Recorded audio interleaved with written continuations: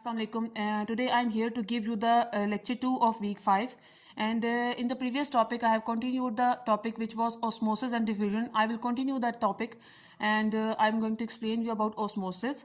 Osmosis is the movement of water through the semi-permeable membrane. At first, concentration of solute is very high on the left, but over the time the water moves across the semi-permeable membrane and dilute particles. Now they have given you the simple example which is going to tell you about the process of osmosis, that what is the basically the osmosis is. You have two jars, and one contains a large number of solute particles and other contains very slow number of solute particles. Then you will see that you are going to put a semi-permeable membrane between them, and due to this semi-permeable membrane, these particles are allowed to move in each other's membrane. So in this way, after the whole process, these particles gets equally distributed in both of the jars, and they attain the equilibrium state in the jars.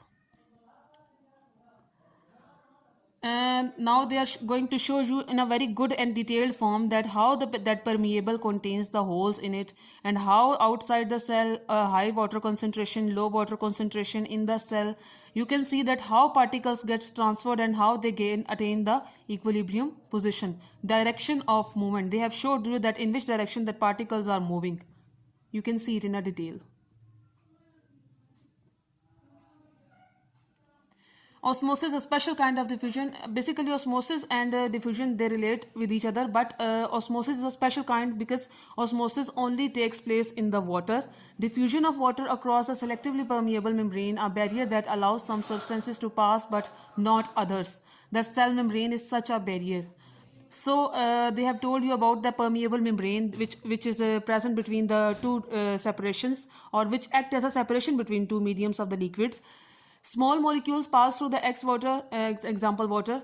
Large molecules can't pass through, example protein and complex carbohydrates. So they have told you and cleared you about the point that the permeable membrane only allow very small particles to pass through, and those small particles can be of water molecules, but they do not allow to pass the large molecules or solute you are going to take, and that solute can be a sugar, protein, complex carbohydrates, etc. Now, over time, molecules will move across the membrane until the concentration of solutes is equal in both. This type of solution is called isotonic. Now you can see the equal, and that jar 1 contain one large number of dots in or large number of solute particles in a first diagram, and after the complete mixture, or after the complete partial of molecules, you will see that there will be an equal distribution of particles in the jar in the second one after passing through the semi-permeable membrane. Then you are going to get the better idea about the process of osmosis. They have told you different picture that how is the osmosis takes place. Significances of osmosis: it is an essential step in the exchange of gases during respiration and photosynthesis. During passive salt uptake, the ions are absorbed by the simple process of diffusion. Last step in the stomata transpiration is the diffusion of water vapors from the intercellular spaces into the outer atmosphere through the open stomata.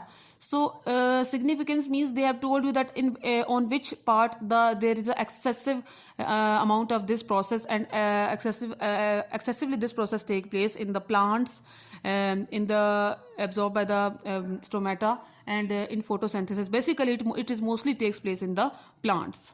Now, hope you have understand the lecture. Thank you so much.